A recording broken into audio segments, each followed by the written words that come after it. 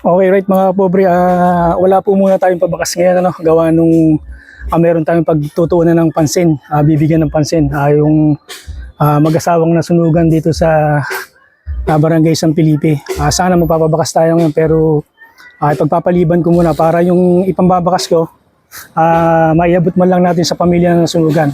Yun man lang maitulong natin sa kanila. Alika kayo mga kapobre at samahan nyo ko para tingnan natin yung kung ano sitwasyon natin nila sa baba para maiabot natin konti natin tulong.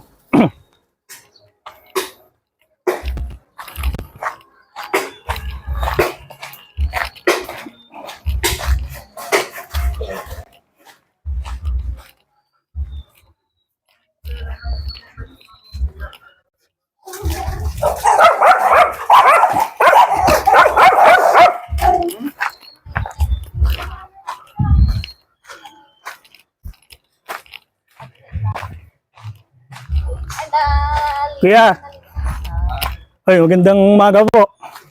Ay, Pombre Dinner TV po. Pag nangyari kay Balayda niya. Kunyo po muna itong konting naya ko namin. Salamat. Opo. At, okay lang po ba kuhanin natin ng, ng video para okay. Ayun. Opo. Ayun, para sa makakapanood po ng video natin, ako sakaling may gustong tumulong, pwede po nila ako i-PM para kung magpapadala sila na sa GIAS, i-diretso po natin sa inyo. Para kahit para kahit papaano po ang mapalitan naman yung mga nasunog sa inyo at napakahirap po ng una, gawat po ngayon tapos nangyari pa po yung ganitong trahedya sa inyo. Opo. Kahit din yung unang sinunog nila, Abayan niyo po ang at marami naman po makakapanood ng video natin, yung mga nasa ibang bansa, gano'n, baka sakaling magmagandang loob sila. Pati po pala bike, ano? Ayun. Hindi ko nagkatay din. Opo. Pero dito po kayo natutulog. Natulog kami sa kabila at walang kasama yung bungsaw. Sakto po na doon kayo natulog. Pero kung nandito po kayo, baka sa... Walang tao rito. Opo. Napakahirap po ng ngayon. Unang-una. Pati kuryente at wala nang tao rito. Unang-una, gawat pa po ngayon. At tapos ganyan pa nangyari sa inyo. Napakahirap bumangon, di ba? Abayaan niyo po, sakaling may makapanood ng ganito sa video natin na ito. Sana marami mag-share na ito para marami makapanood. Para yung magbibigay ng may magagandang loob na magbibigay ng tulong sa inyo, pwede nilang padanin sa atin. Opo. Kung halimbawa po may makakapanood sa inyo, ano naman po yung munting kahilingan nyo? Halimbawa po, marami po makakapanood nito eh. Mura gitu. Pinansyal lang ang magamitin para mapalitan po yung mga kung ano po yung mabibigay nila. Ano di may tinda, di igatang ko kasi gamitin. Saka yung pang ito panghanap buhay, panghanap buhay na yan. Hindi pa paano po si ate, wala nang panghanap buhay. Wala na kayong pagbubunan sa araw-araw, gano'n. Wala na. Okay.